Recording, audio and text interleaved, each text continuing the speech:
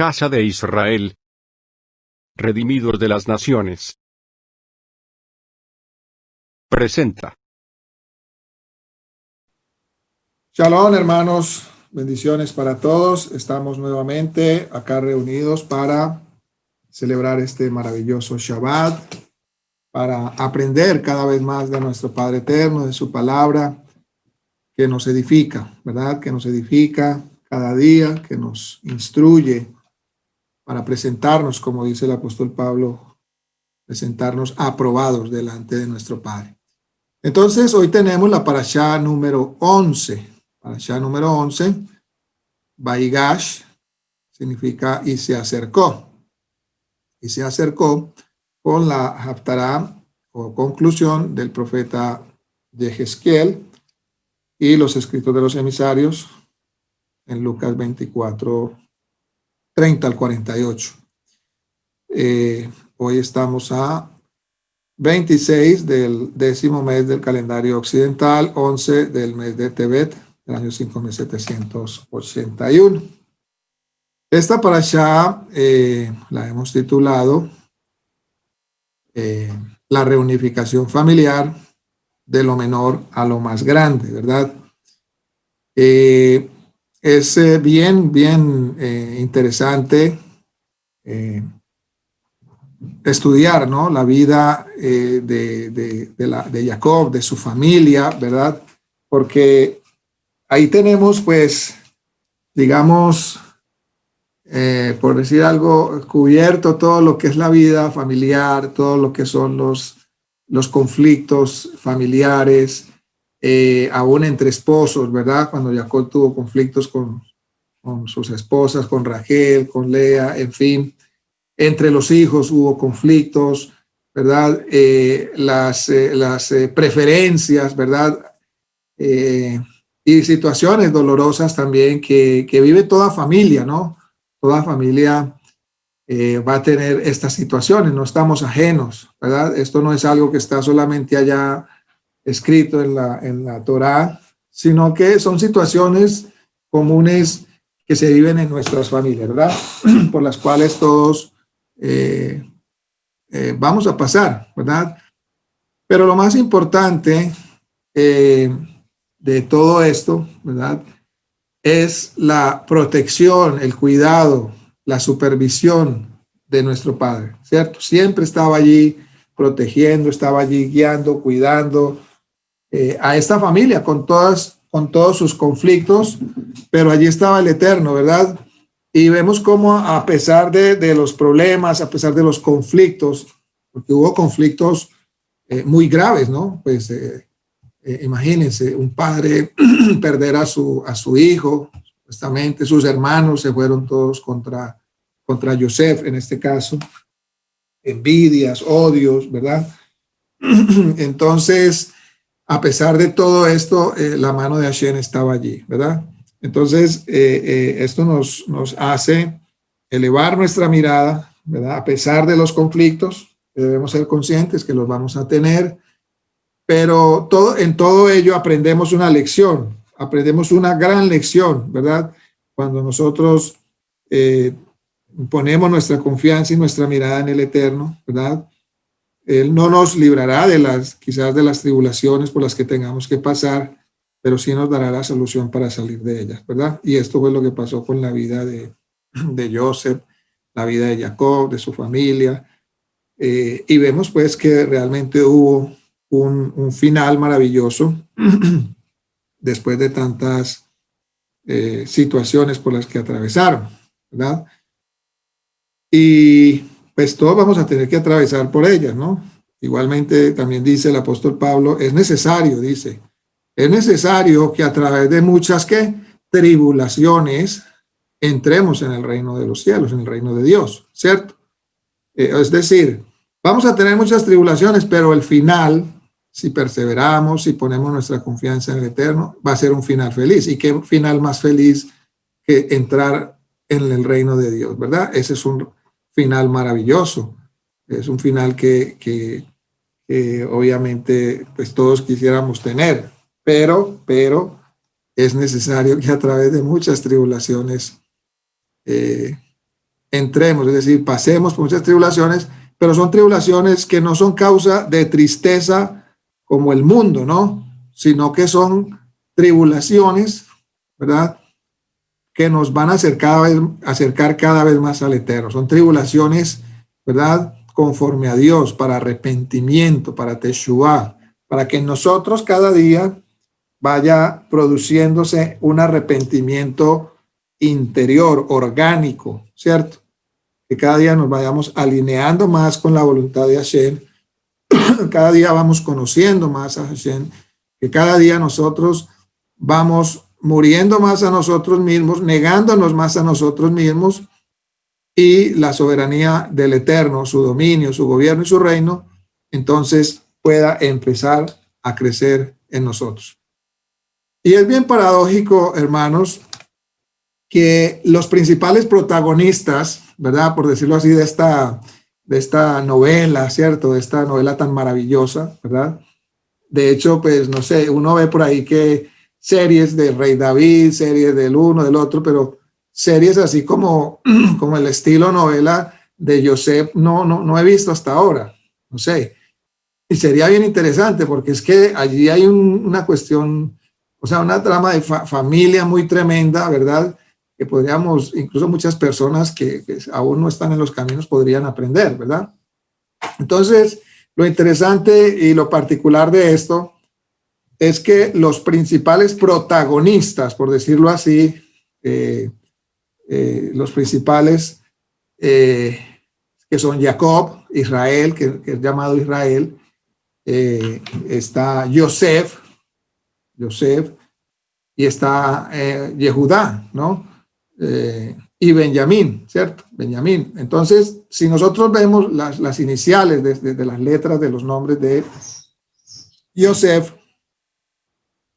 Jacob, Israel, Yehudá, todas empiezan por la letra más pequeño del alefato hebreo, que es la Yod, ¿verdad? Empiezan por la Yod, una letra insignificante, una letra pequeñita, ¿cierto?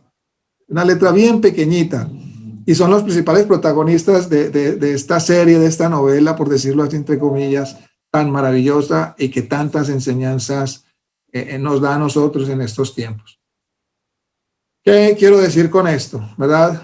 Hashem hace de lo menor, de lo más pequeño, ¿verdad? Hace o nos lleva a lo más grande, ¿verdad? Recordemos que Jacob fue el segundo, ¿verdad? El primogénito por nacimiento era Esaú. Recordemos que Yosef fue el último de los hijos, ¿verdad? El sufrimiento, la humillación, todo lo que tuvo que pasar Yosef. Recordemos que Yehudá fue el cuarto de los hijos.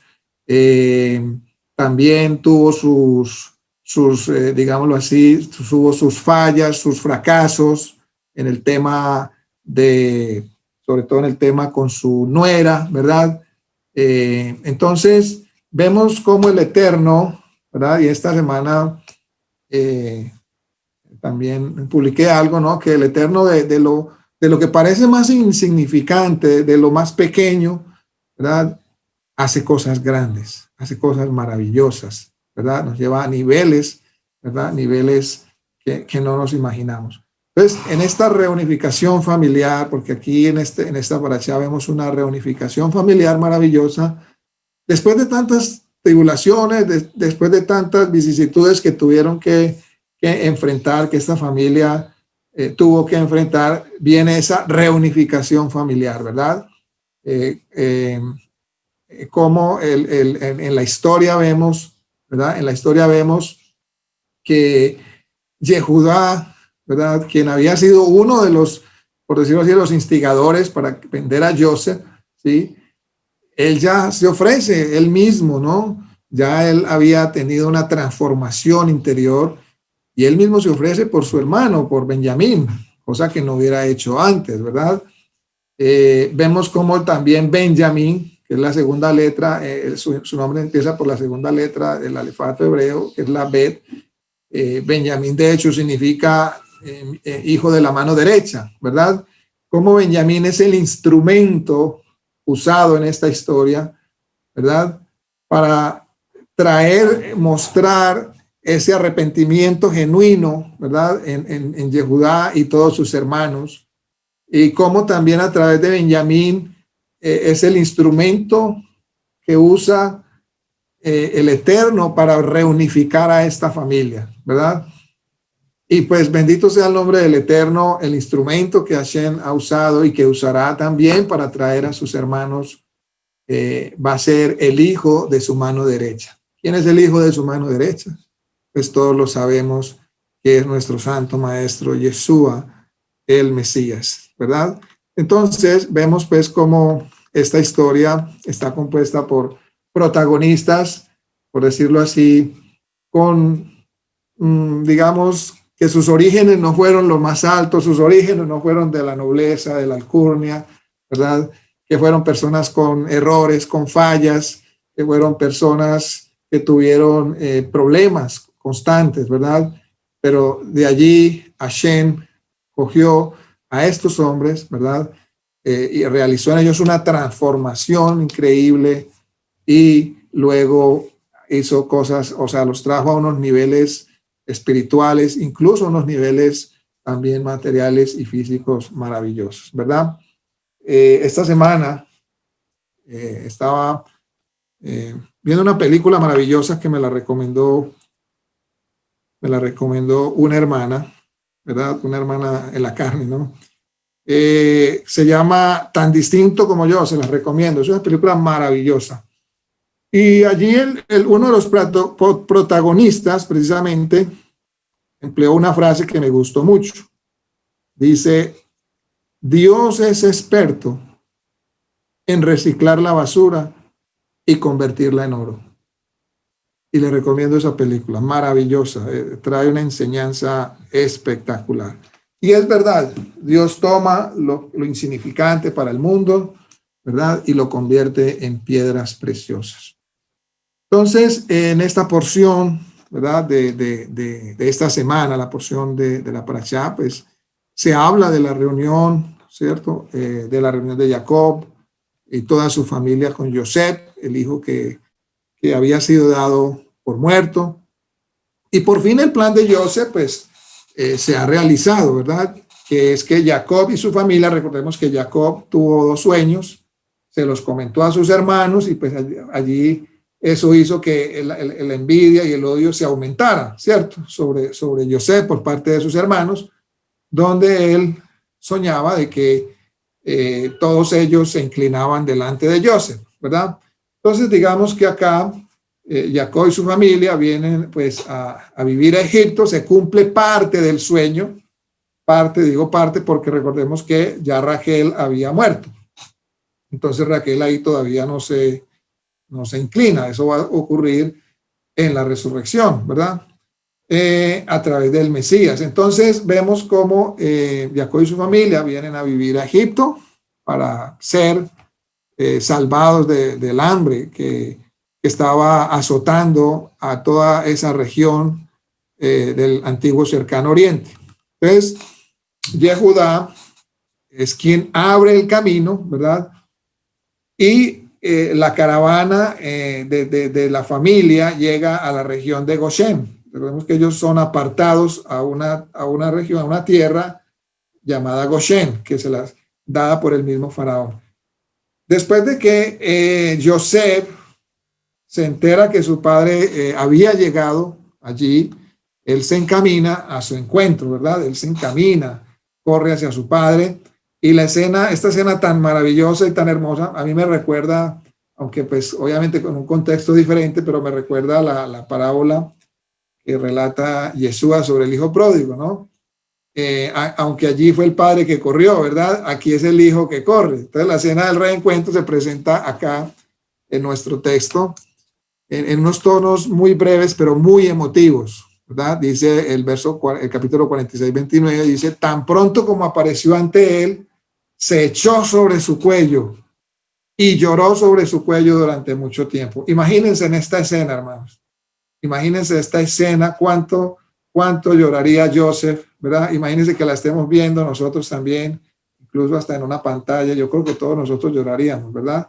Y a veces que, en el caso mío, que a veces soy muy melancólico y veo escenas así muy tristes y me pongo a llorar junto con los protagonistas. Pues imagínate esta escena, hermano, cómo este hijo y este padre, ¿verdad? Que durante tantos años se dejaron de ver y que él era el preferido de su padre, ¿verdad?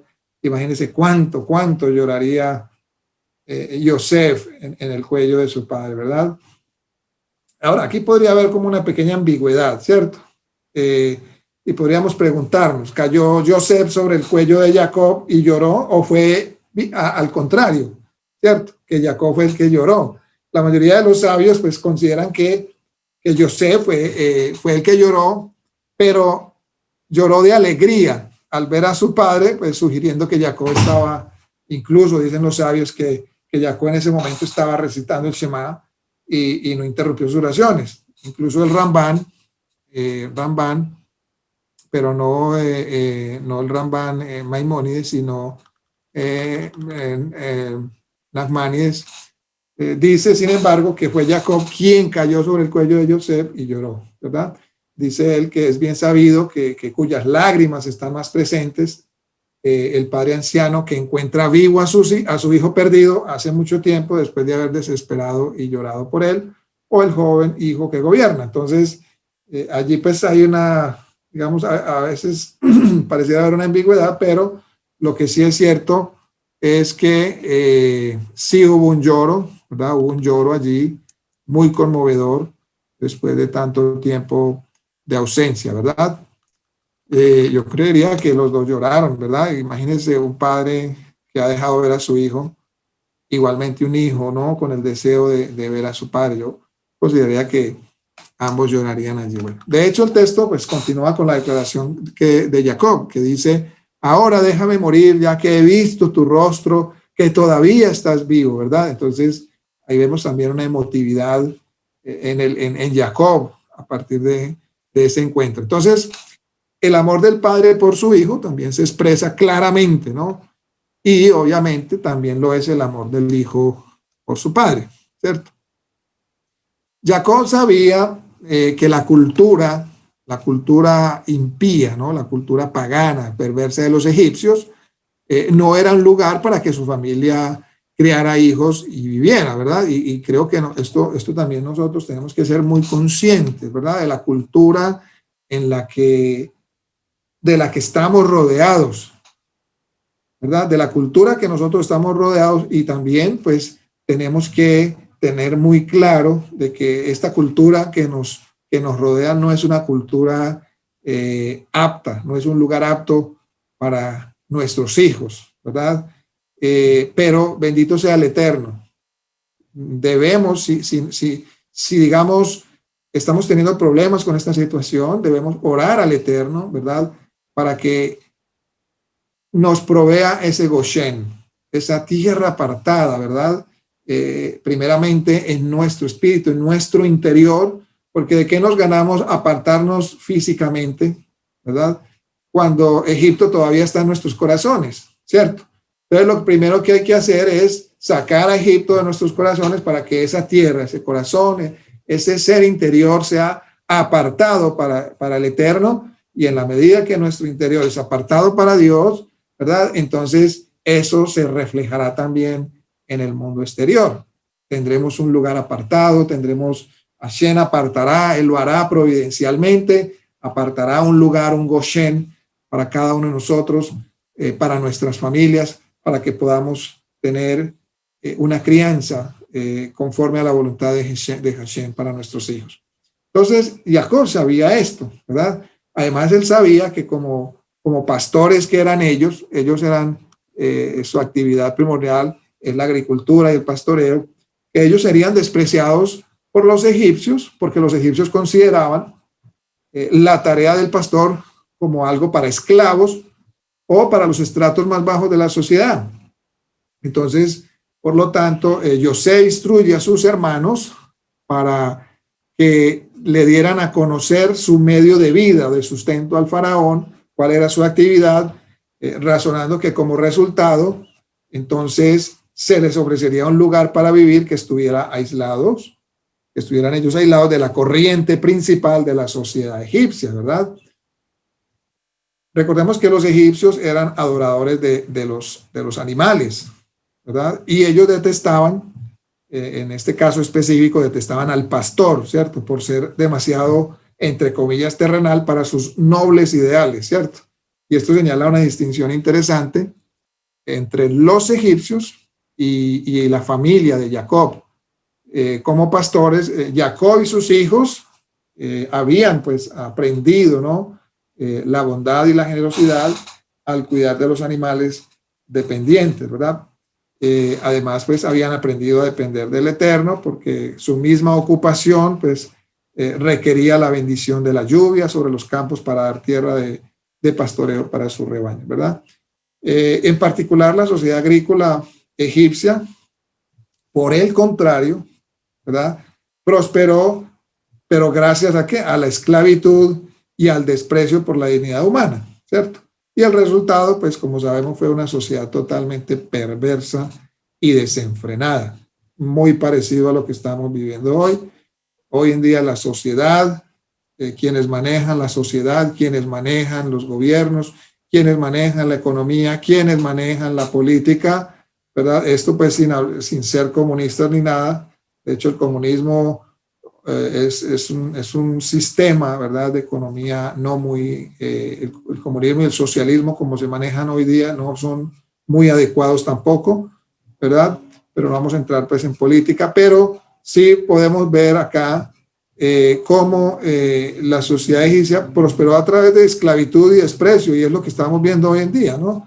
Cómo el mundo hoy, ¿verdad?, a través de esa esclavitud, aunque no de la misma manera, pero sí una esclavitud donde hay más impuestos para la clase menos favorecida, más impuestos, ¿verdad? Más impuestos, menos oportunidades, y cada vez más esclaviza al ser humano a depender de un sistema político, ¿verdad?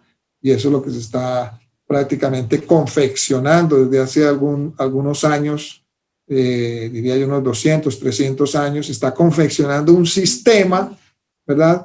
Un sistema que sutilmente va llevando a toda la humanidad, o al menos a la mayoría, ¿no? Porque esto es manejado por unos pocos, a una esclavitud, ¿verdad? Y a un desprecio. Entonces, por eso tenemos hoy una sociedad totalmente perversa y desenfrenada, ¿cierto? Desenfrenada en pasiones y en sus pasiones y concupiscencias. Bien, el plan de Joseph, entonces, de asentar a su familia a cierta distancia, ¿no?, de la cultura egipcia, funcionó a la perfección, ¿verdad? Y el faraón le otorga a Joseph plena autoridad para asentar a su familia en los valles de Goshen, que eran perfectos para criar a sus rebaños, apartados allí de todo ese entorno y de toda esa cultura que tenía Egipto, una cultura totalmente pagana, perversa. Egipto era un pueblo demasiadamente lujurioso, un pueblo totalmente lascivo, ¿verdad? Y tenemos pues los ejemplos anteriormente, ¿no? Con Abraham y con el mismo Isaac. Con Abraham recordemos pues que Abraham como tuvo problemas, ¿no?, cuando él bajó a Egipto, porque estos hombres pues pusieron la mirada en su esposa. Entonces eran hombres lujuriosos, ¿cierto? Eran hombres que estaban siempre allí, digamos, obedeciendo a sus ojos, ¿cierto? Bien, Joseph también les ofrece la oportunidad de pastorear sus propios animales, ¿verdad? A través pues del permiso del faraón, y esto pues les traería una bendición financiera también a toda esta familia, ¿verdad? Como lo vemos en Génesis 47:7. Entonces, Joseph después de esto lleva a su padre al encuentro del faraón, y allí la escena nos presenta varias preguntas. Obviamente, pues dado que Joseph era el segundo al mando, era pues apropiado que trajera a su padre al encuentro del faraón. Sería muy descortés, ¿verdad?, por parte de Joseph no presentarle a su padre al faraón, y más que el faraón digamos, estuvo muy atento, ¿verdad? De que yo se pudiera enviar por su familia, le prestó carrozas, provisiones, es decir, sería muy descortés de parte de Joseph, pues no presentar a su padre, ¿verdad? Y curiosamente, la primera pregunta que hace el faraón a Jacob es, ¿cuánto tiempo has vivido? ¿Cierto? Le pregunta.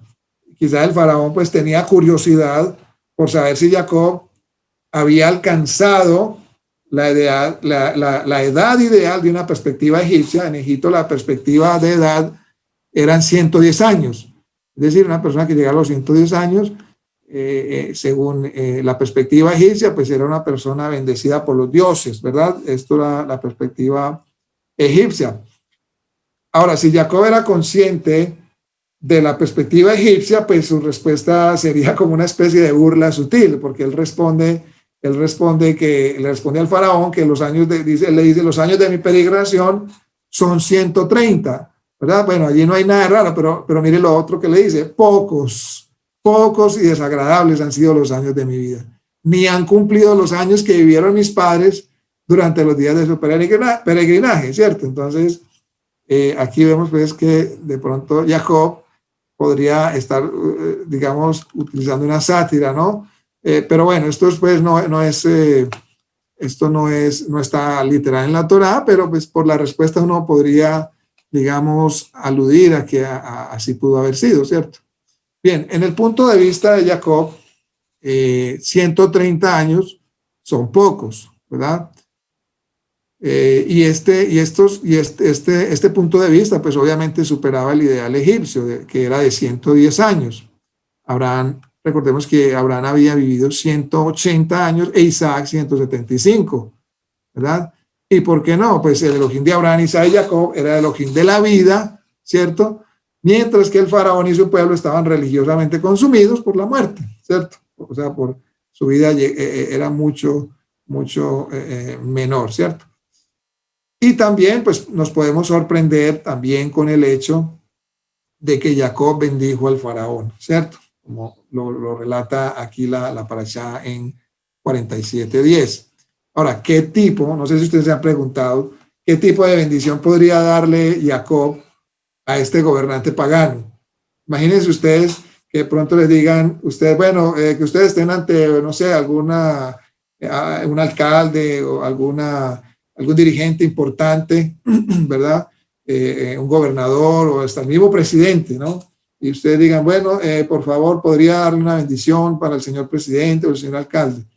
Y ustedes saben que es una persona pagana, es una persona que obviamente no sigue los caminos del Eterno. ¿Qué haría usted en ese momento? ¿O qué haríamos, no? ¿Qué tipo de bendición le podríamos dar a estos gobernantes? ¿Cierto? ¿Será correcto pedirle al Todopoderoso que bendiga a un hombre o a un gobernante totalmente pagano, idólatra? ¿Cierto?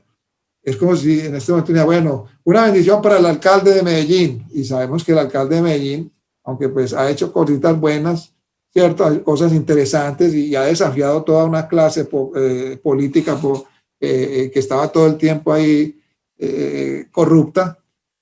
Pero sabemos que este hombre tiene también sus desviaciones, sus cosas con chamanes, cosas que realmente no son muy conforme a Dios, ¿cierto? Idolatría.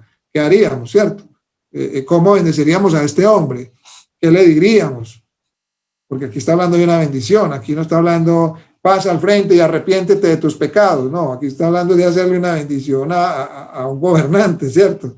Entonces, digamos, ¿será correcto pedirle al Todopoderoso que bendiga a un faraón pagano o a un gobernante pagano? La respuesta es sí, sí, porque el Eterno ha demostrado a lo largo de la historia del pueblo de Israel que él incluso usa gobernantes paganos para promover sus planes eternos, ¿verdad? Como dice el Proverbio 21:1, dice, el corazón del rey es como canales de agua en la mano del soberano, lo vuelve donde quiera, ¿verdad?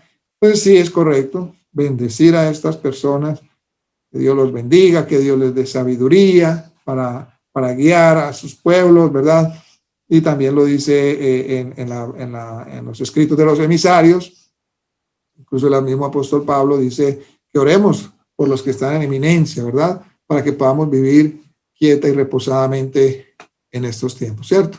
Entonces, incluso los sabios en el Midrash, en Sotá 19, notan que como resultado de la bendición de Jacob, el hambre que iba a durar 5 años más se acortó y duró solo 2 años más, dicen los sabios en el Midrash Sotá 19, ¿cierto? Que como resultado de esta bendición, entonces el hambre que iba a durar más tiempo fue acortado, ¿verdad?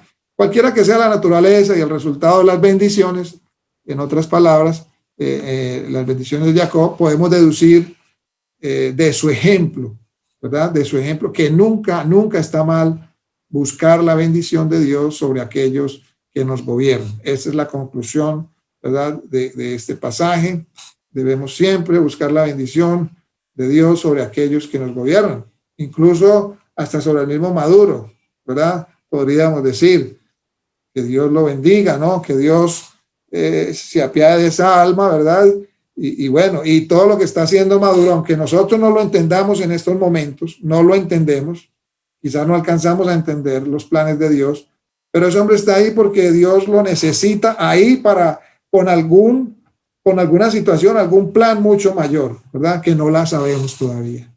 Quizás más adelante, quizás cómo se desenvuelvan las cosas, quizás sabremos por qué el Eterno ha permitido tanto tiempo a este hombre. Podemos hacer conjeturas, sí, para que el pueblo sea humillado, para que el pueblo se vuelva a Dios, etcétera, etcétera, etcétera, pero podrían ser conjeturas o podría ser una de tantas, ¿verdad? No lo podemos descartar.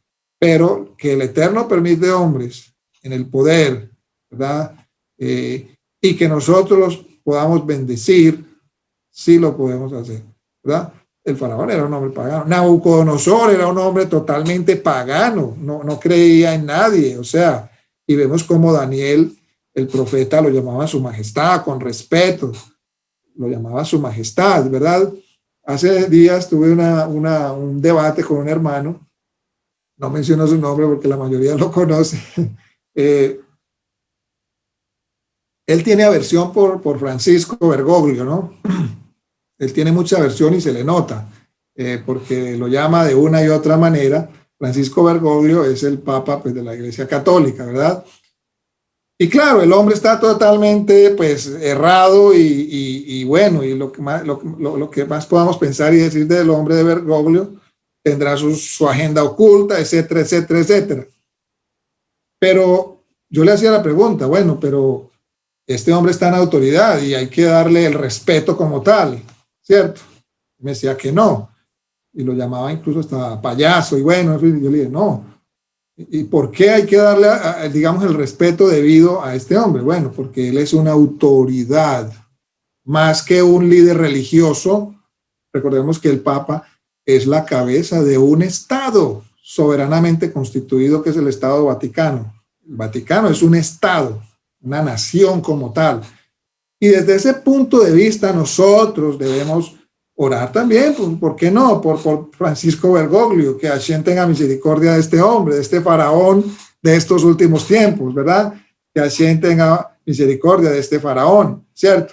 Y por qué no bendecirlo. Es un ser humano creado a la imagen y semejanza de Dios, que se desvió, que está humanamente desviado, totalmente desviado de la voluntad divina y que quizás está opuesto a los planes de Dios. Pero Dios lo tiene ahí porque Dios ha permitido este sistema. ¿Acaso todo no está bajo el control y la soberanía absoluta del Eterno? Porque Dios ha permitido el sistema católico romano para engañar a tantas personas, ¿verdad? Recordemos que el Eterno del trono, recordemos en la historia del rey Saúl, estaba el Eterno allí reunidos con todos con espíritus y todo allí, y el Eterno permitió, dice, ¿y quién irá y le mentirá a los profetas de Saúl? Y para salir un espíritu, yo iré y le mentiré a los profetas de Saúl. Listo, vaya y miéntale, ¿cierto? Porque el Eterno permite todo esto, ¿para qué? Con planes mucho mayores. Dice el apóstol Pablo en Tesalonicenses, ¿verdad? Que el Eterno también les envía, ¿qué? Un espíritu de error para que crean a la mentira, a los que no creyeron a la verdad. Hashem tiene planes, pensamientos mucho más elevados y altos que los nuestros, ¿verdad? Por eso nosotros somos, y me incluyo, ¿no? Y Hashem me ha tratado mucho en eso, de juzgar mucho a la primera apariencia, a la primera vista, ¿no? Juzgar así a la primera vista. Por aquí me están mirando muy feito. Hashem juzga a la primera impresión, ¿verdad? Perdón, nosotros los seres humanos, no Hashem no juzga de esa manera, no somos nosotros los que juzgamos a la primera impresión o incluso a lo primero que oímos, ¿verdad? A lo primero que oímos. Estos días vi por ahí algo bien interesante, de pronto, muy chistoso, en un avión, una caricatura en un avión, adelante iban dos señores, atrás iba una señora con un niño, y el niño tenía un avión, ¿cierto? Como juguete, y entonces el niño le dice a la mamá, mamá, se le rompió el ala al avión, ¿cierto? Y él estaba hablando del juguete, y los dos señores de adelante, claro, escucharon, ¿cierto? Se le rompió el ala al avión, aquí nos matamos, ¿cierto? Y pues en la caricatura le ponen así los ojos casi que salidos. Y verdad, ¿cuántas veces nosotros juzgamos de esa manera, ¿no es cierto? Entonces, en resumidas cuentas, amados hermanos, nosotros, y como dicen los sabios, mientras haya aliento de vida en un hombre, hay esperanza, ¿verdad? Hay esperanza. Entonces, incluso Hashem permitirá eso también para, digamos, implantar en nosotros el amor, la misericordia, ¿verdad? Hacia estas personas. Como dice la palabra en los escritos de los emisarios, el amor triunfa sobre el juicio, ¿verdad? Y el amor cubre multitud de pecados. Obviamente esto no es tener una voluntad permisiva, ¿cierto? Porque también hay que tener un equilibrio entre la justicia y la misericordia, ¿cierto? El trono de Dios se rige por la justicia por un lado y la misericordia por el otro, ¿verdad? El rigor, que es la justicia, ¿verdad? Y la bondad, que es el amor. Entonces hay que tener un equilibrio, ¿no es cierto? No quiere decir esto que vamos a ser permisivos con el pecado, que todo lo vamos a aceptar en aras del amor y no sé qué, y Hashem te acepta tal y como viene. No, ¿cierto? Hay que tener ese equilibrio, pero sí debemos orar por los gobernantes y por los pecadores, para que Hashem tenga misericordia de ellos. Entonces, Pablo dice en 1 Timoteo 2:2, dice, por los reyes y todos los que están en autoridad, para que podamos llevar una vida tranquila, apacible, con toda piedad y dignidad, ¿verdad? Entonces José continuó, siguiendo ya con el tema, José continuó administrando la distribución egipcia, pues, de los alimentos. Recordemos que él fue colocado allí para administrar por la sabiduría que el faraón halló en Joseph, ¿sí? De dar la solución al problema. O sea, el faraón no se impactó por la interpretación de los sueños, tanto como por la solución al problema, porque había un problema allí donde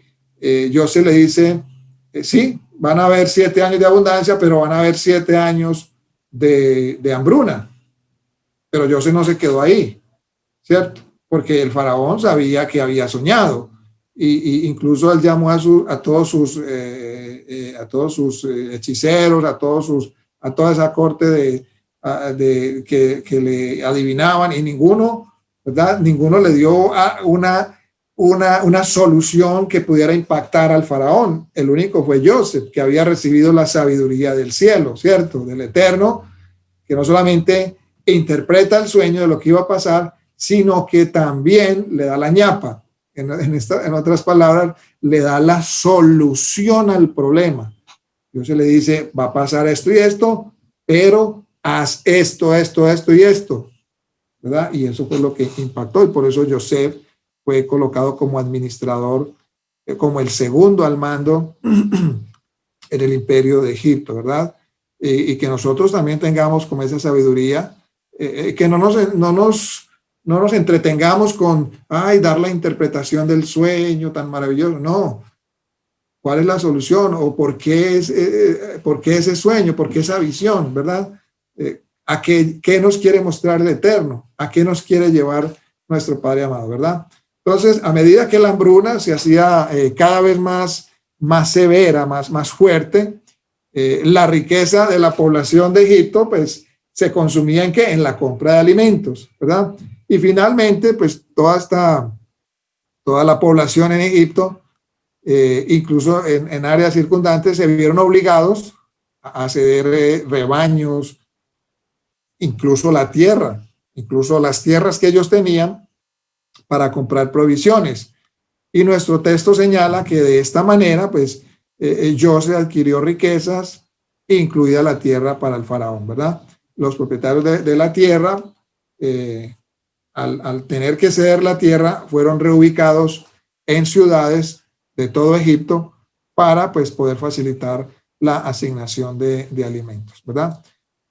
También en esta parashá se nos dice que Jacob y su familia adquirieron tierras ellos mismos. Eso lo dicen en versículo 47, 27, ¿verdad?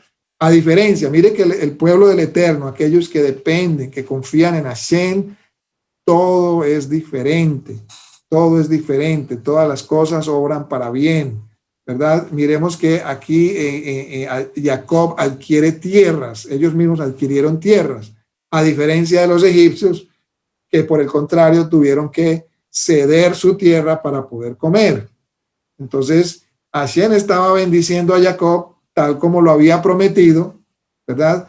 En la promesa, ¿verdad? La promesa que el Eterno había hecho a Jacob, a Abraham también cientos de años atrás. Todo esto ya Abraham sabía de lo que iba a pasar con su descendencia, pero que el Eterno iba a estar con ellos. Es una promesa que Él no los iba a abandonar ni los iba a dejar independientemente de donde estuvieran y por lo que estuvieran atravesando, ¿verdad? Hashem no nos va a dejar. Hermanos, tenemos que tener muy presente eso. Yo creo que eso sería un antídoto contra la depresión, ¿verdad? Contra la depresión o contra la tristeza, contra los afanes, contra la incertidumbre, la duda. Hashem no nos va a dejar. Tornémonos a Él en todo momento. Tornémonos.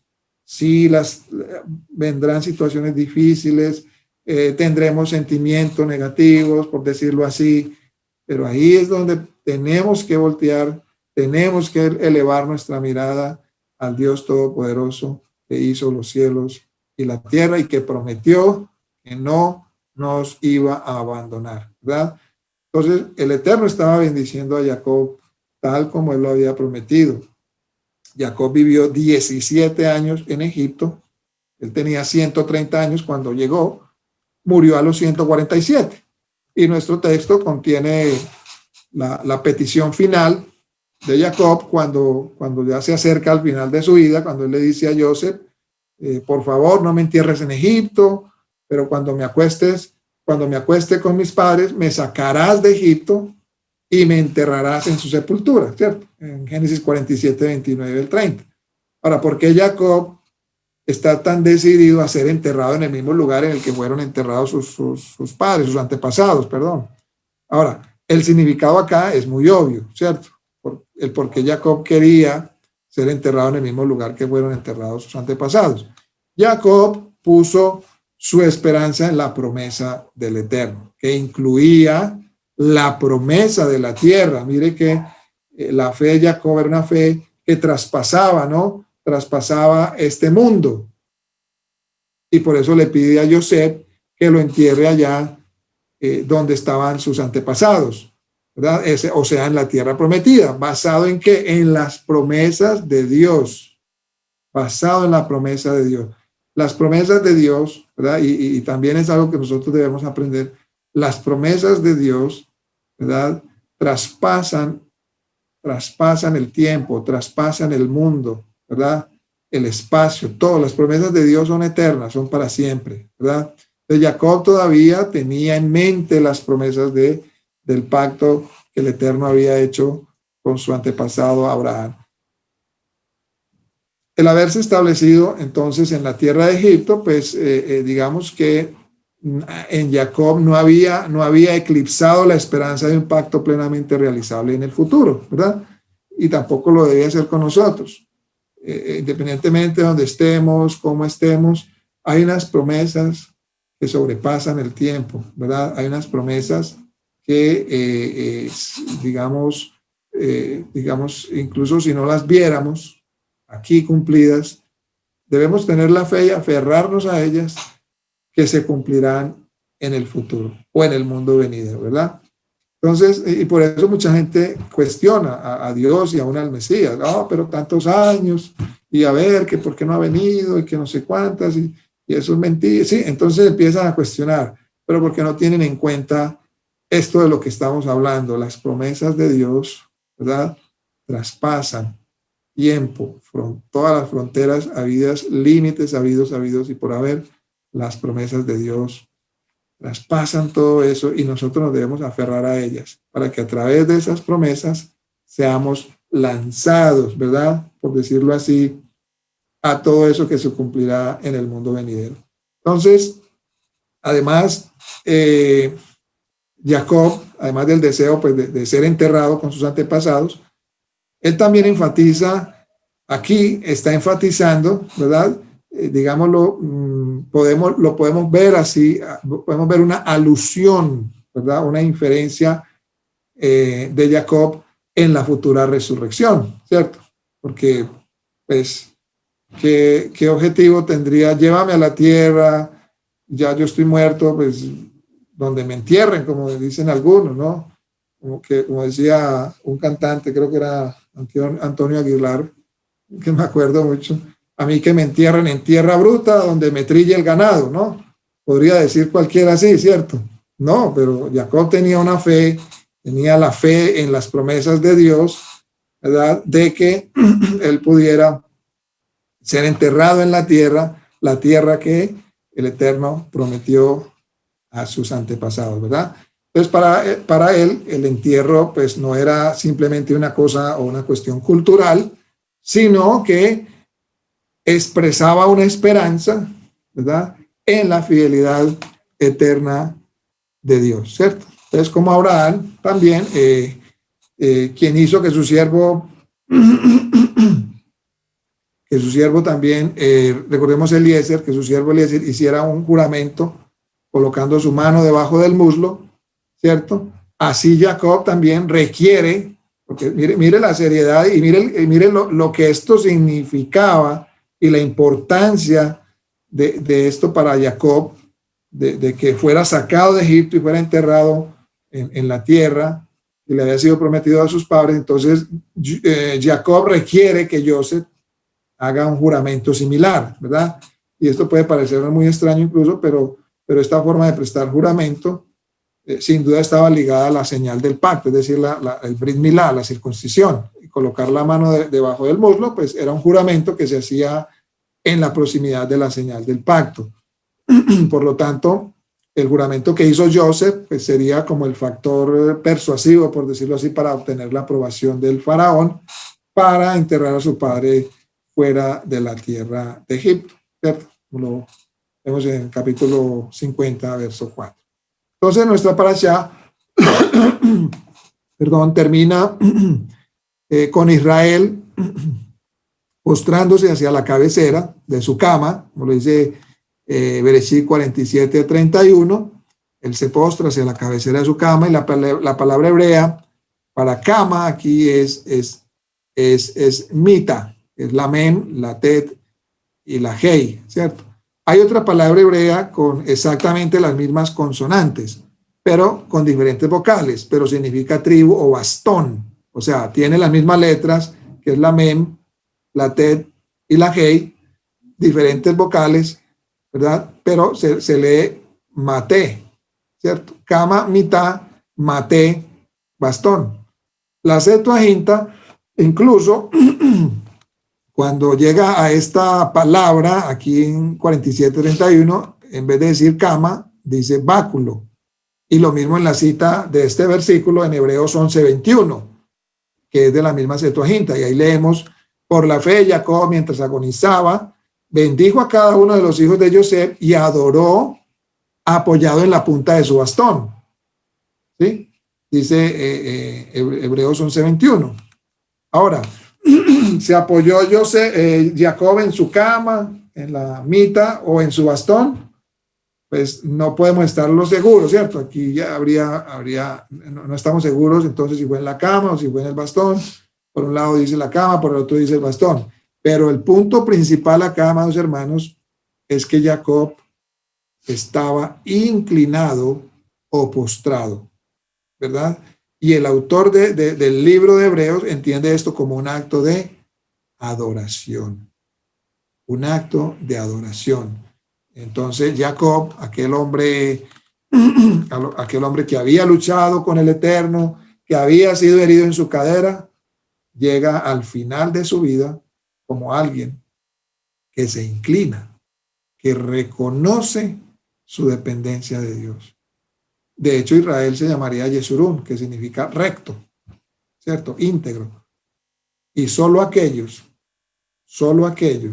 que reconocen su propia debilidad y que se postran voluntariamente ante el Todopoderoso, alcanzan el estado de personas rectas, justas, íntegras.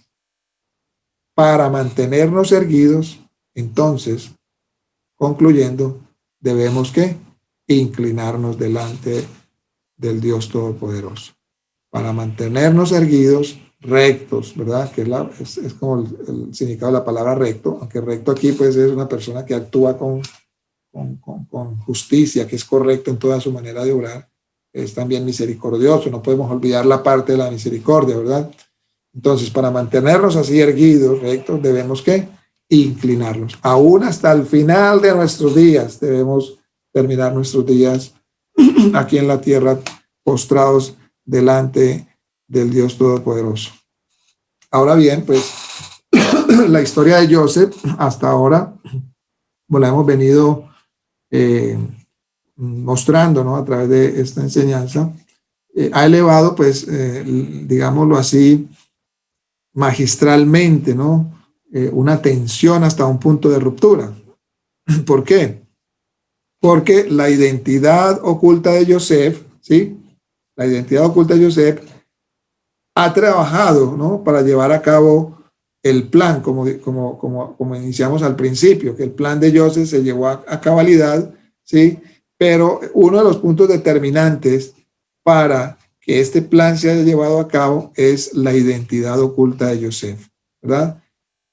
Benjamín había llegado a Egipto, ¿verdad? Asegurándole a Joseph que su padre Jacob también vendría, ¿cierto? Entonces, digamos que Benjamín es el instrumento, como dijimos ahora, para que hubiera una reconciliación, para que todo Jacob con todos sus hijos vinieran, ¿verdad? Y principalmente Jacob viniera, ¿no? A Egipto. Entonces el plan de Joseph para salvar a su familia de la hambruna sería una realidad, ¿cierto? Por lo que ya era hora de dar a conocer lo que estaba oculto.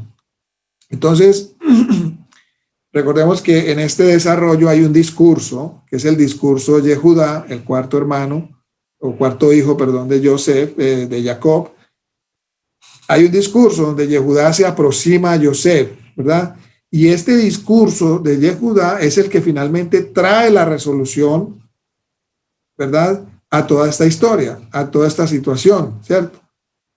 A lo largo de esta apelación o de este discurso de Yehudá, se hace que el énfasis que hace allí Yehudá es el bienestar de su padre. Y eso fue lo que movió el corazón de Joseph, ¿verdad?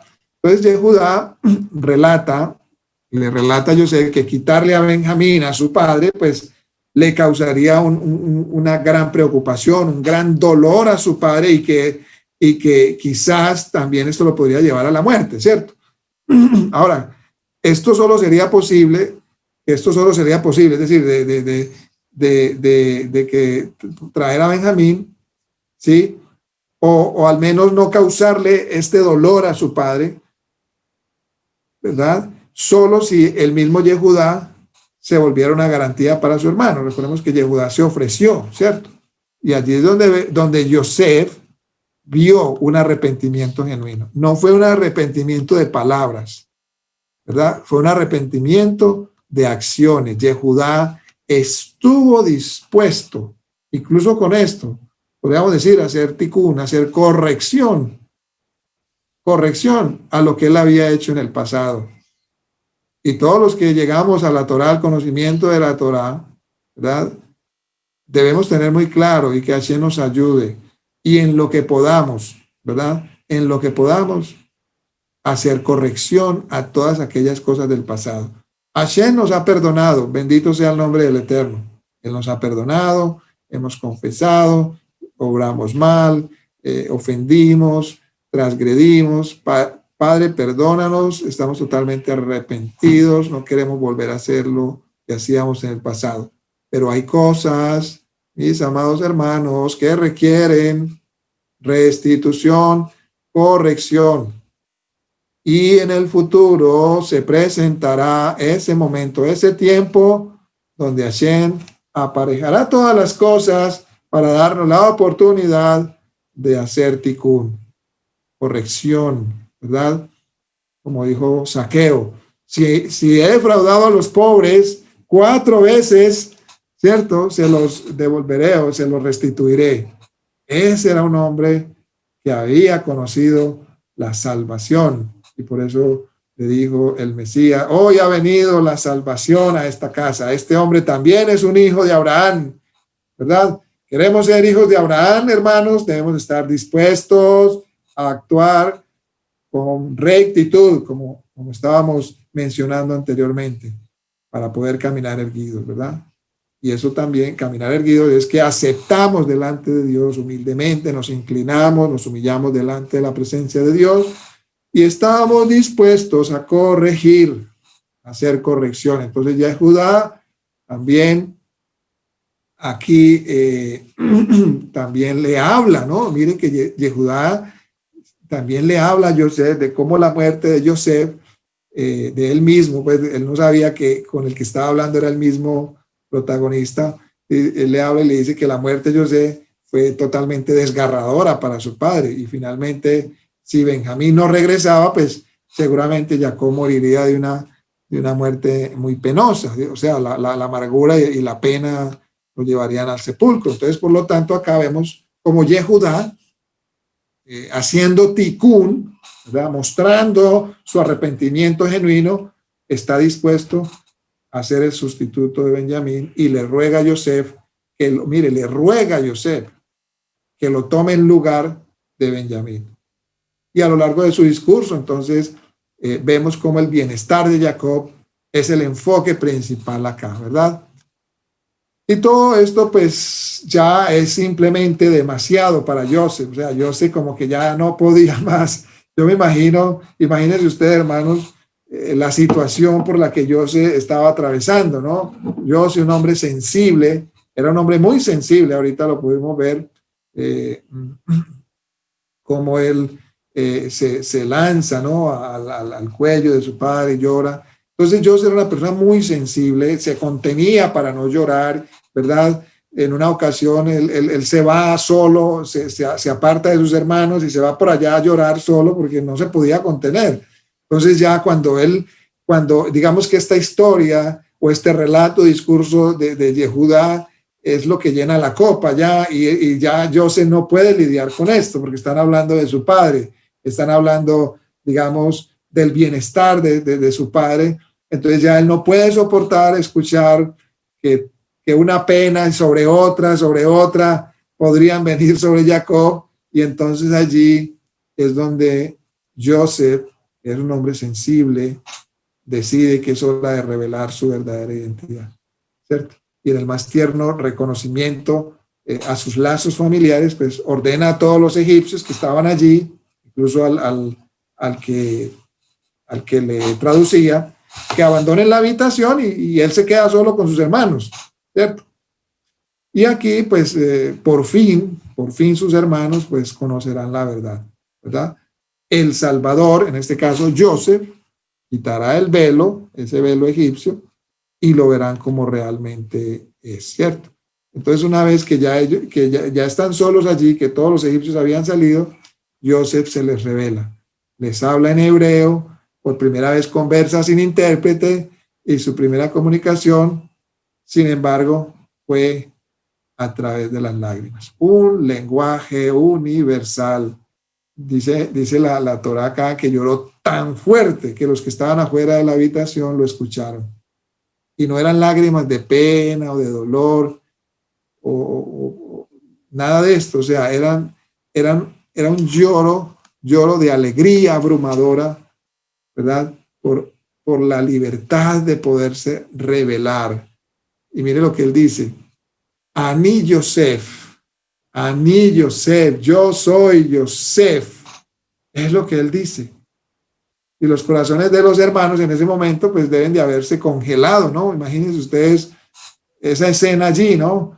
Cómo se habrían sentido los hermanos, cómo se les pondrían sus ojos, se les debieron haber abierto, se deben haber quedado pálidos, ¿verdad? Como decimos, al ver este hombre, segundo gobernante del mundo en aquel tiempo, decir, yo soy Yosef, yo soy Yosef. O sea, ¿qué se les pudo haber pasado a ellos en ese momento? Es posible que este hombre, el amo de todo Egipto, fuera Yosef. ¿Y cómo pudimos haber pasado por alto su identidad? ¿Acaso no deberían los hermanos reconocer a sus propios hermanos? ¿Verdad?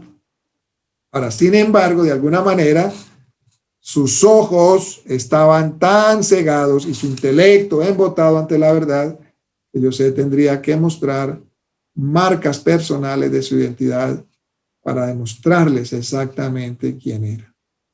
Su habilidad para hablar su idioma, ¿verdad? Se convierte en una prueba positiva. Él, como ellos, era un hebreo nativo, ¿verdad? Era un hebreo así de armas tomar, como decimos acá en Antioquia, ¿verdad? Entonces, esta fue una manera en las cuales Joseph se revela a sus hermanos a través de hablarles en hebreo, ¿verdad? Y la forma en que da, miren qué sensibilidad la de Joseph, la manera como él se da a conocer a sus hermanos, resalta un corazón de amor por ellos. Yo creo que si nosotros, bueno, digamos que, pero yo creo que lo dudaríamos, estar nosotros en la posición de Joseph, ¿verdad? Siendo sinceros, guardaríamos todavía alguna espinita en nuestro corazón, ¿verdad? Alguna rabiecita por allá, como así, estos fueron los que me vendieron, ¿sí? Todavía a nuestro nivel espiritual, siendo sinceros y honestos, ¿verdad?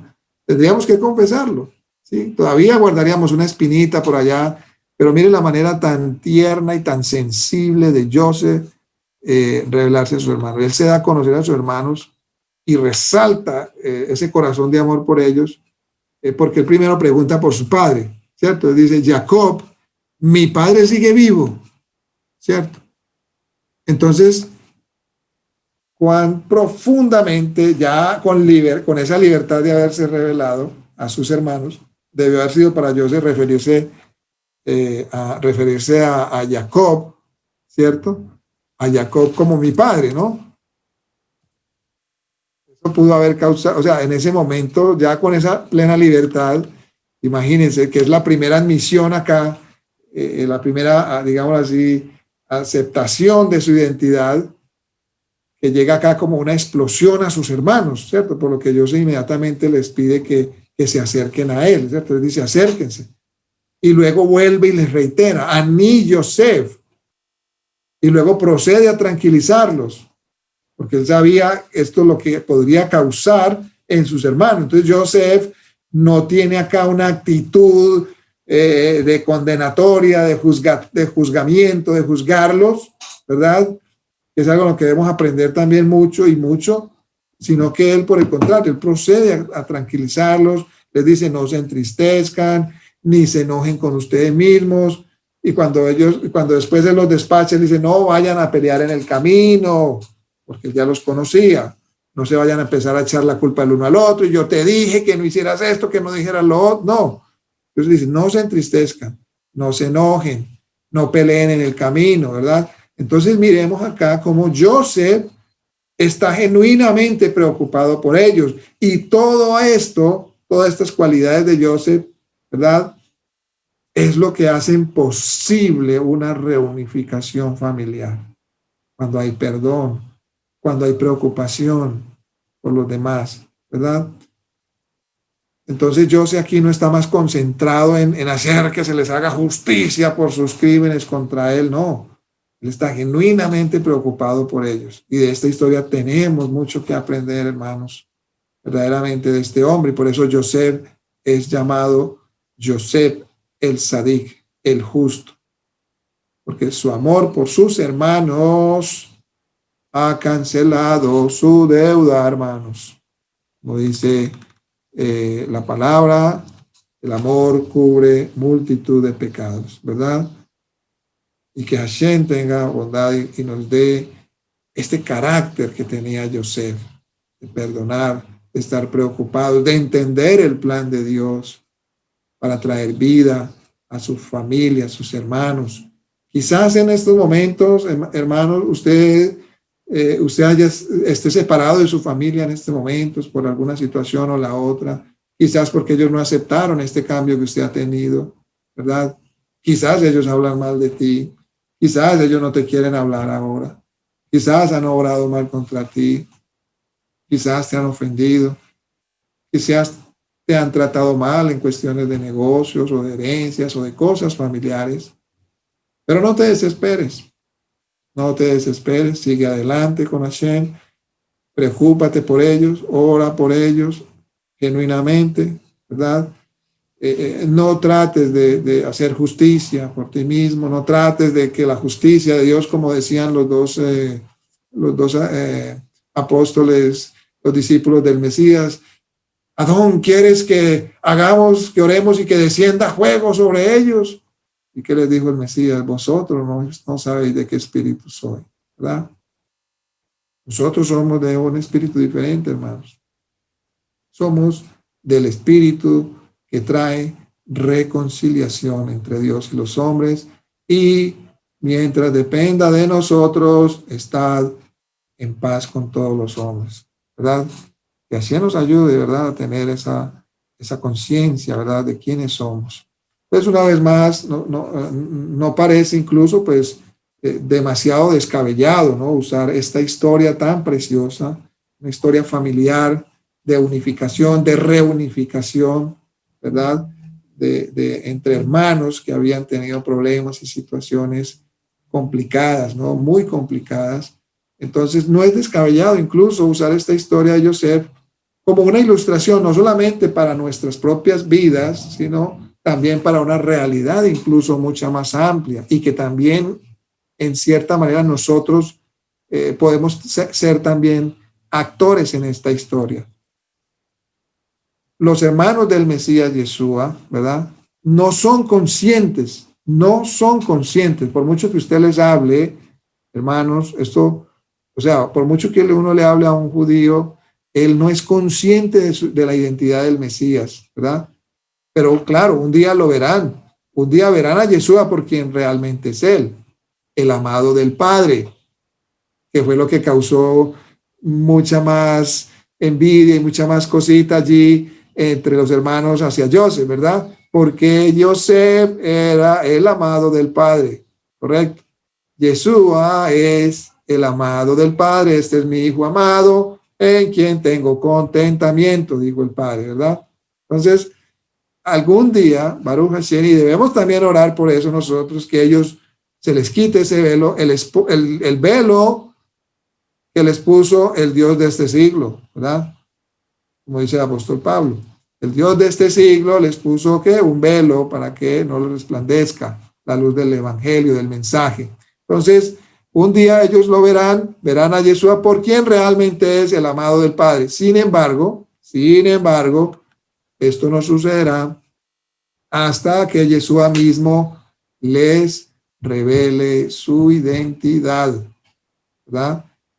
Y así como Joseph, ¿verdad?, el Mesías, que Joseph tipifica al Mesías, ¿verdad? Así el corazón tierno y sensible del Mesías también lo es para con sus hermanos, para con el pueblo escogido de Dios, para con el pueblo de Israel, con el pueblo judío. Y cuán profundamente compasivo será nuestro Santo Maestro cuando también reúna a esta ovejita descarriada, ¿cierto?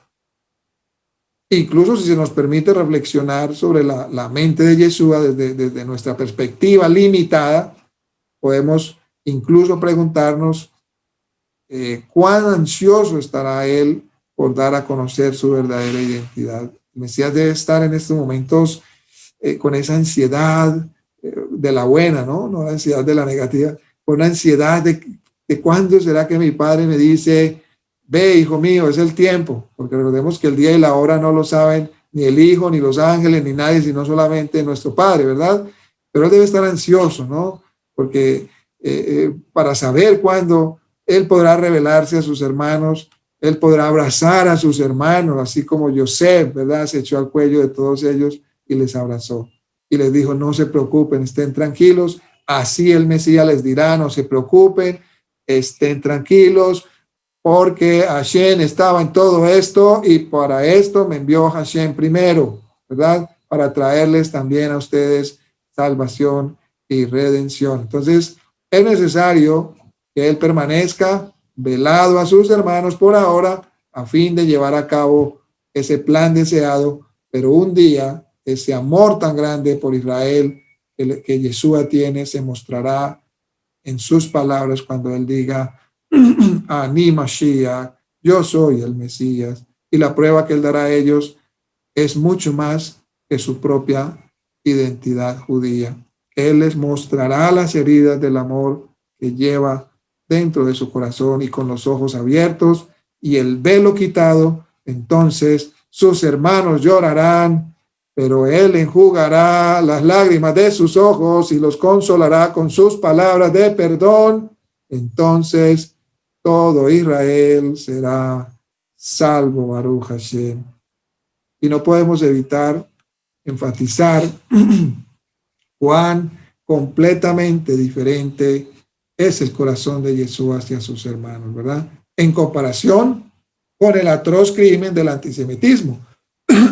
Incluso muchos en raíces hebreas hoy día tienen un antisemitismo que no lo ven, lo tienen ahí guardado en su corazón, ¿verdad? Pero no visualizan el amor de Yeshua hacia sus hermanos. Fue así que cuando estando allí en ese madero de ejecución y de humillación, él dijo y oró a su padre, Padre, perdónalos porque no saben lo que hacen, ¿verdad? Y a menudo quienes muestran ese desdén, esa animosidad por el pueblo judío, lo hacen bajo el estandarte del amor por Jesús, ¿verdad? Sin embargo, sabemos cuán equivocados están. Si ellos tan solo pudieran darse cuenta de que el Mesías, actualmente oculto a sus hermanos y con gran anticipación anhela el día en que se revelará a sí mismo y consolará a sus hermanos con su grandeza, ¿verdad? Y su propósito al ocultar su identidad es, en conclusión, el análisis final para poder salvarlos.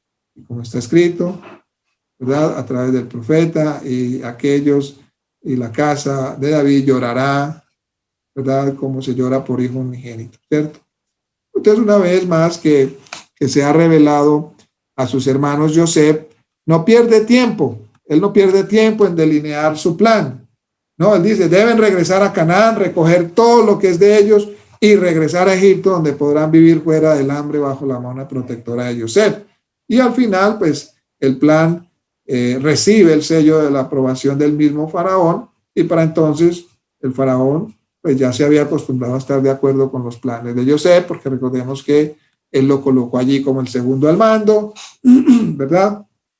Y le dio toda autoridad al darle el anillo, colocarle su anillo, le dio plena autoridad y vemos que también esto es una semejanza a la autoridad que Hashem le ha dado al Mesías en los cielos y en la tierra, ¿verdad? Solamente por fuera de esa autoridad está el mismo Hashem, ¿verdad?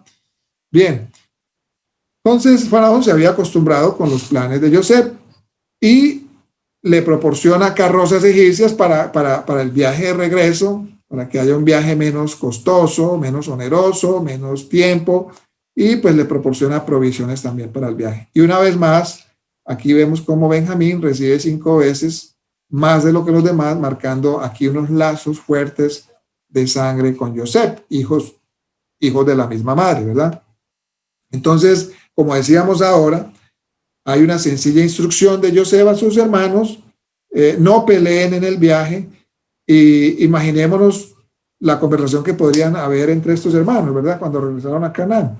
Entonces, sabiamente, Yosef les aconseja, por favor, no se peleen, sin duda suponiendo que podría, pues, haber muchos señalamientos y culpas, que esa es la característica humana: señalar, culpar, ¿verdad? Siempre poner la responsabilidad en los demás y no aceptar las propias responsabilidades. Entonces, en realidad, aquí, como vemos y como nosotros ya podemos apreciar, todos los hermanos fueron culpables de abandonar a Yosef, ¿verdad? Fueron todos. Aquí no es que el uno, que el otro, todos contribuyeron para abandonar a Yosef, pero por encima de todo esto, pues estaba el plan de nuestro Padre Eterno. Eso, por supuesto, no justifica a los hermanos, sino que el Eterno, en su inmenso poder absoluto, también usa el error de los hombres para hacer cosas maravillosas y cosas grandes, ¿verdad? Usa hasta el pecado, hermanos, digámoslo así. Es que así es soberano, sobre todo. Él usa los errores, el pecado de los hombres para tornar en cosas maravillosas, en cosas grandes y ocultas que nosotros no nos imaginamos. Y aquí tenemos la historia, hermanos. Aquí tenemos la historia. Por eso, cuando alguien cometa un error contra nosotros, pensemos en la historia de Yosef. Bueno, Padre amado, ¿qué hay a partir de esto? Padre, en tus manos, tú eres el juez justo, en tus manos coloco toda esta situación y sé que tú lo llevarás a un mayor nivel. Bendito sea tu nombre, Hashem. Bendecir a Hashem y quedarnos tranquilos. Estate quieto y reposad y ved mi salvación, como dice el profeta. Entonces, cuando los hermanos regresan y le cuentan a Jacob la noticia, al principio, pues él no podía creer en lo que le estaban diciendo, ¿cierto? Era simplemente demasiado increíble. Imagínense, después de tantos años, escuchar esto. Yo diría que de pronto hasta no bromeen con eso, ¿no? No me digan esas cosas, no bromeen con la vida de Yosef. Pero él, después de ver los carros cargados, las carrozas con provisiones, y nuevamente escuchar sus palabras, pues el texto dice que allí dice, bueno, ahí ya dice, sí, creyó, porque dice el texto que su espíritu revivió, ¿cierto? Incluso uno podría suponer que desde la noticia de que José se enteró de su desaparición, el espíritu de Joseph, pues yacía en la incertidumbre, el dolor de la muerte de su hijo, el luto, ¿verdad? Y así era, porque aquí dice el espíritu revivió, quiere decir que el espíritu estaba adormecido debido a la tristeza de Joseph. Incluso la Torá, a partir de que el espíritu revive, vuelve y lo menciona como Israel, ¿verdad? Es decir, Jacob había recibido el espíritu nuevamente de profecía, ¿verdad? Y lo mismo ocurre con el corazón, pues ocurrirá con el corazón de un padre. Imagínese usted un padre privado de un hijo, una hija, Hasbe Shalom, el Eterno lo prohíba, parte de su espíritu muere, ¿verdad? Ahora, se ofrece una nueva vida al espíritu de Jacob. Yosef está vivo, cuando le dicen, ¿cierto? Entonces, en este caso, la oscuridad bajo la que trabajaba Jacob, se había convertido ¿en qué? En un amanecer. Y el regocijo reemplazaría al dolor, ¿verdad? Como dice el Salmo, has cambiado mi lamento en baile, ¿verdad? En danza, bendito sea el nombre del Eterno. Entonces, nuevamente, nuestras mentes se vuelven hacia la muerte de Yeshua y el dolor. Imagínense el dolor que Miriam y sus discípulos sintieron al reflexionar sobre lo impensable, ¿no? Lo mismo que pasó Jacob. Escuche las palabras, por ejemplo, de dos discípulos mientras conversaban en el camino de Maús. Lucas 24 dice, pero esperábamos que fuera él quien redimiría a Israel, y en efecto, además de todo esto, es el tercer día desde que sucedieron estas cosas. Entonces, hablando con aquel que se había escondido, el Mesías, le relataron sus esperanzas caídas y su desesperación, pero sus palabras ardieron profundamente sus almas, y luego cuando se sentaron a la mesa y lo vieron partir el pan, se les abrieron los ojos, pero él desapareció de su vista y solo entonces se dieron cuenta de que habían estado caminando y hablando con el Mesías resucitado. Baruch Hashem. ¿Para cuántos de nosotros el Mesías aún está escondido? ¿Verdad? Arden sus palabras en nuestros corazones, ¿verdad? Hemos tenido ese encuentro con nuestro Mesías resucitado, o aún todavía estábamos pegaditos, aún estamos pegaditos todavía de nuestros propios razonamientos, de nuestra propia, por decirlo así, religiosidad, ¿verdad? Pero ¿está oculto el Mesías en nuestra vida? ¿Es real? ¿Es vivo? ¿O todavía está oculto? ¿Verdad? Bien, Jacob entonces no pierde el tiempo. Yosef está vivo en Egipto y tiene un solo objetivo: viajar allí y ver a su amado hijo antes de que muera. Entonces, en el camino en Beersheba, el Eterno mismo le asegura a Jacob que su viaje a Egipto era parte del plan divino. Aquí nuevamente vemos cómo el Eterno nuevamente le habla a Jacob. El espíritu profético había vuelto a Jacob y por eso él puede escuchar la voz de Dios, hablar por medio de su boca, hablar las palabras del Eterno. Entonces quizás Jacob recordó la profecía de Abraham, que el Eterno le dio a Abraham años atrás. Sepa con certeza que su descendencia será extranjera en una tierra que no es de ellos, donde serán esclavizados y oprimidos por 400 años. Qué importante, hermanos, nosotros recibir siempre o estar atentos a recibir una palabra del Eterno para confirmar confirmar, ¿verdad? El camino que hemos tomado, ¿verdad? O para indicarnos cuál camino debemos tomar, ¿verdad? Y a pesar de lo que sucede a nuestro alrededor, Yosef, el mismo hijo, había enviado por su padre. Sus hermanos le relataron todo lo que habían vivido en Egipto, todo el encuentro, la revelación de Yosef, pero faltaba lo más importante, la voz de Hashem que le confirma: ve tranquilo, yo estaré contigo. Sin esa voz, ¿verdad? Y que es por la que nosotros debemos esforzarnos de escuchar en nuestra vida. Sin esa voz, hermanos, no debiéramos caminar. Sin esa voz, ¿verdad? No debiéramos tomar decisiones. Y ese debe ser nuestro esfuerzo por escuchar la voz de Dios que nos diga: ve tranquilo porque yo estaré contigo. A pesar de lo que suceda en nuestros caminos, en nuestro alrededor, a pesar de lo que nos digan, siempre escuchar y esforzarnos por escuchar la voz de Dios que nos dice: ve. Y me acuerdo en este momento también cuando Abraham escuchó la voz de Sara: echa a esa sierva y a su hijo, échala. ¿Y qué iba a hacer Abraham en ese momento? Bueno, él discutió con su esposa y bueno, pero vino la voz de Hashem y le dijo: escucha a tu mujer y haz lo que ella te dice. Fue la voz de Hashem lo que determinó lo que Abraham tenía que hacer. Le confirmó. Y así en muchas otras situaciones en nuestra vida, ¿verdad? Entonces Hashem a Jacob se había acordado de las promesas que habían sido pasadas de generación en generación, donde el Eterno le había dicho a Abraham que su descendencia iba a estar en Egipto, serían esclavizados o oprimidos por 400 años. Quizás se preguntó, ¿no?, por la opresión que sufriría por viajar a Egipto. Pero el Todopoderoso aquí le asegura a Jacob que su ida a Egipto es apropiada y que su presencia lo acompañaría. Nada más importante y relevante en nuestra vida que la voz y la presencia del Eterno nos acompañe. Entonces allí Jacob no debía temer al futuro, así como no lo debemos hacer nosotros. Cuando Hashem nos hable y nos diga: te voy a acompañar, voy a estar contigo, no temer al futuro, no temer a lo que vean nuestros ojos, no temer a lo que escuchen nuestros oídos. Se puede estar el mundo cayendo, pero si Hashem dijo: ve porque yo estaré contigo, Allá es donde debemos ir. Todo está en la mano soberana de nuestro Elohim. Los hermanos de Joseph, pues entonces no lo habían reconocido, ¿verdad?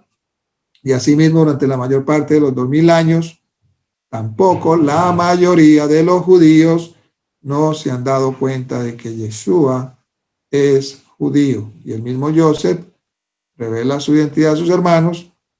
A diferencia de Jacob, Judá y Tamar, Joseph no levantó ningún objeto personal como un abrigo, un bastón o un sello, o dijo, por favor, reconozcan, mire, este es mi abrigo, yo soy Joseph, este es mi bastón, No, Joseph no usa absolutamente nada de esto.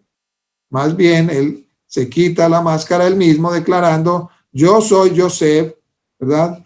Y al hacerlo de esa manera, interrumpió el ciclo de identidades ocultas, ¿cierto?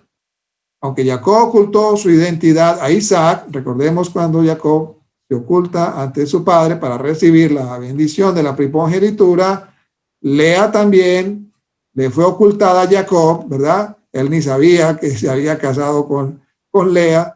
Tamar también se le oculta a Yehudá, pero Joseph revela su propia identidad a sus hermanos. Yo soy Joseph, y así mismo se revelará el Mesías a sus hermanos.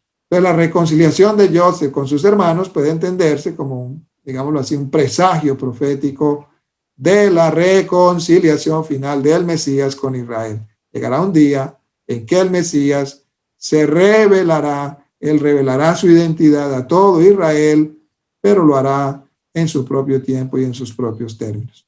Y según una tradición, los hermanos de Joseph no creían que él era realmente Joseph hasta que demostró su identidad mostrándole las marcas de su circuncisión. Es una tradición, ¿no? El cristianismo ha tergiversado tan consistentemente a Yeshua, el Mesías, ante el pueblo judío, que la mayoría de los judíos devotos no pueden aceptar la idea de que él pudo haber sido un buen judío y mucho menos el Mesías de todo Israel. Y muchos judíos devotos piadosos no saben que Yeshua era judío en absoluto, imagínense. Claro, lo ven como un gentil, como un cristiano. A Yeshua lo ven como un cristiano, la mayoría de los judíos, fundador del cristianismo, pero no lo ven como judío, ¿verdad? Hay un sabio, Jafes Haim, él dice, mira lo que dice Jafes Haim, cuando Joseph dijo, yo soy Joseph, el plan maestro de Dios quedó claro para los hermanos. No tenían más preguntas. Todo lo que había sucedido durante los últimos 22 años cayó en perspectiva. Así también será en el tiempo por venir cuando Hashem se revelará por medio del Mesías y anunciará, yo soy el Señor, el velo se levantará de nuestros ojos y comprenderemos todo lo que ocurrió a lo largo de la historia. Esto lo dice el Jafes Haim, un sabio del pueblo judío.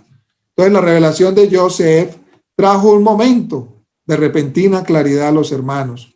La misma comprensión acompañará a la revelación del Mesías, y cuando llegue ese día, entonces las escamas, así como a Shaul, ¿verdad? Que era un judío también aventajado, como él mismo lo dice, las escamas se le cayeron, se caerán de todos los ojos de los judíos y percibirán la mano de Hashem obrando en todos los eventos, incluso en nosotros también. Muchas escamas se caerán, hay muchas cosas que no entendemos, que no hemos entendido, pero todo eso se caerá y finalmente veremos la mano de Dios operando en todas las cosas. Finalmente entenderemos la larga separación y ocultación, entenderemos los eventos de la historia, las pesadillas del exilio del pueblo judío se desvanecerán y también muchos problemas y dolores desaparecerán cuando percibamos la mano soberana de Dios en todas estas cosas. Y así será también en el día del Rey Mesías, cuando se revele a sus hermanos judíos y a todo el mundo, como dice la Escritura. He aquí viene con las nubes y todo ojo le verá, e incluso los que le traspasaron, dice Apocalipsis 1:7 y Romanos 3:19, y finalizo con esta escritura, para que toda boca sea cerrada y todo el mundo rinda cuentas a Hashem. Que así sea prontamente en nuestros días y que podamos también nosotros estar allí en ese momento glorioso, en la revelación del Mesías a todos sus hermanos judíos y también al mundo entero. Que estamos allí cerca del Mesías, disfrutando de este momento glorioso cuando el Mesías, por orden de su Padre, se revele a todo el mundo. Amén y ve amén. Aleluya.